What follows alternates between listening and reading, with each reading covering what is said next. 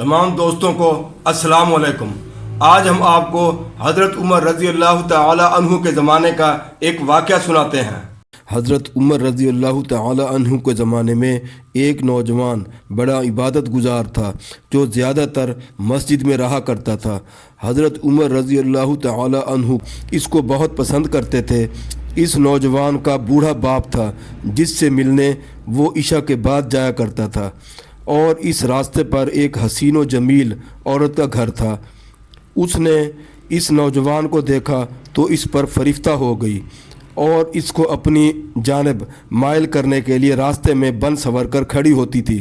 ایک رات وہ نوجوان اس عورت کے پاس سے گزرا تو وہ عورت اس کو بہکانے لگی، حتیٰ کہ وہ اس کے فریب میں مبتلا ہو گیا اور اس کے پیچھے اس کے گھر کی طرف چلنے لگا، یہاں تک کہ اس کے دروازے پر پہنچ گیا۔ اور جب وہ عورت گھر میں داخل ہوئی تو اس نوجوان کو اللہ یاد آ گیا اور اس کی زبان پر یہ آیت جاری ہو گئی، ان الذین اتقوا اذا مسهم طائف من الشیطان تذکروا فاذا هم مبصرون۔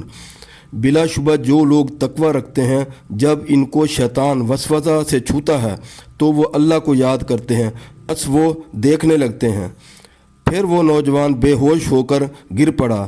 اس عورت نے اپنی باندی کو بلایا اور وہ دونوں اس کو اٹھا کر اس نوجوان کے باپ کے پاس گھر لے گئے، اور اس کے باپ نے جب دیکھا کہ وہ بے ہوش ہے تو لوگوں کو تعاون کے لیے بلایا اور لوگوں نے اس کو اٹھا کر گھر کے اندر پہنچایا۔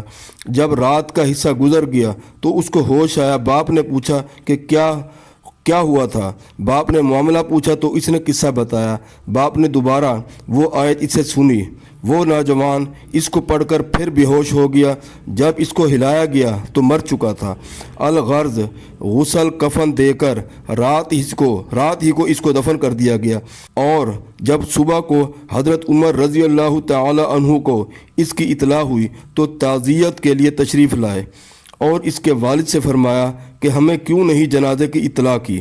اس نے کہا کہ رات کا وقت تھا۔ حضرت عمر رضی اللہ تعالی عنہ نے کہا کہ چلو اس کی قبر پر جائیں۔ پس آپ اس کے ساتھ قبر پر آئے۔ حضرت عمر رضی اللہ تعالی عنہ نے اس نوجوان کو خطاب کر کے کہا کہ اے فلاں، قرآن میں ہے وَلِمَنْ خَافَ مَقَامَ رَبِّهِ جَنَّتَانِ، اور جو رب کے سامنے کھڑے ہونے کا خوف کھائے اس کے لیے 2 جنتیں ہیں۔ تو قبر سے اس نے جواب دیا کہ ہاں، مجھے اللہ پاک نے دونوں جنتیں عطا کر دی ہیں۔ سبحان اللہ۔